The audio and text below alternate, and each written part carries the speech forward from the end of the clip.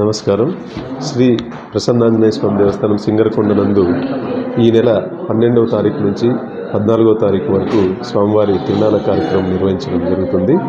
ఈ తిరునాళ్ళలో భాగంగా 12వ తారీఖున ఉదయం ధ్వజారోహణము మరియు జ్యోతి ప్రజ్వలన కార్యక్రమంతో తిరునాళ్ళ బ్రహ్మోత్సవాలు ప్రారంభమవుతాయి. ఈ జ్యోతి ప్రజ్వలన కార్యక్రమానికి శ్రీయుతులు గౌరవనీయులైనటువంటి గొట్టిపాటి రవికుమార్ గారు మంత్రివర్యులు హాజరవుతారు. జ్యోతి ప్రజ్వలనతో ఈ తిరునాళ్ళ ప్రారంభించడం జరుగుతుంది. అలాగే ధ్వజారోహణ కార్యక్రమం కూడా ఉదయం 10 గంటలకు ప్రారంభం చేయడం జరుగుతుంది. అక్కడి నుంచి ఈ తిరునాళ్ళ కార్యక్రమాలన్నీ నిర్వహిస్తూ జరుగుతుంది. ఆ రోజు సాయంత్రము గజవాహన సేవలో స్వామివారు మాడవీధుల గుండా ఊరేగింపు నిర్వహించడం జరుగుతుంది. అదేవిధంగా రెండవ రోజు అయినటువంటి 13వ తారీఖు గురువారం స్వామివారికి కావలసినటువంటి అభిషేక కార్యక్రమాన్ని చాలా అంగరంగ వైభవంగా నిర్వహించడం జరుగుతుంది. దాదాపు 4 గంటలు అభిషేకాన్ని నిర్వహిస్తాము. అదేవిధంగా ఆ రోజు సాయంత్రం కూడా స్వామివారిని ఉష్ట్రవాహనం నందు మాడవీధుల గుండా ఊరేగించడం జరుగుతుంది.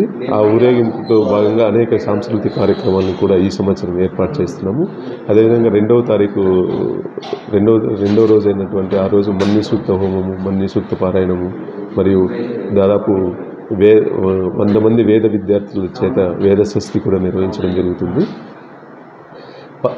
మరియు ఇస్కాన్ టెంపుల్ వాళ్ళ యొక్క సహకారంతో ఆ రోజు సాయంత్రం జరిగే మాడవీధుల గుండా చుట్టూ జరిగేటువంటి ఉత్సవ కార్యక్రమంలో వారు పాల్గొనడం జరుగుతుంది.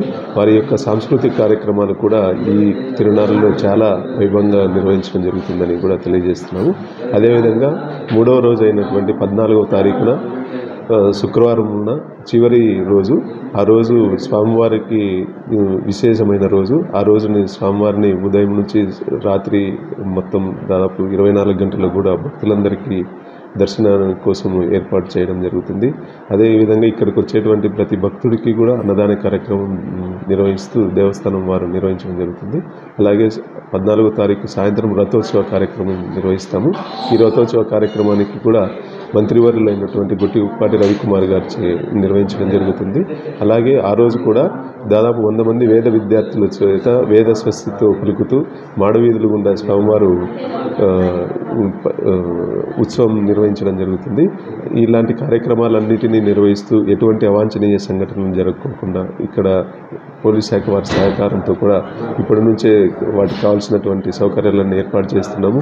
మరియు ఈ తిరునాళ్ళ సందర్భంగా దాదాపు కొన్ని ప్రభలు కూడా భక్తులు ఏర్పాటు చేస్తారని తెలుస్తున్నది.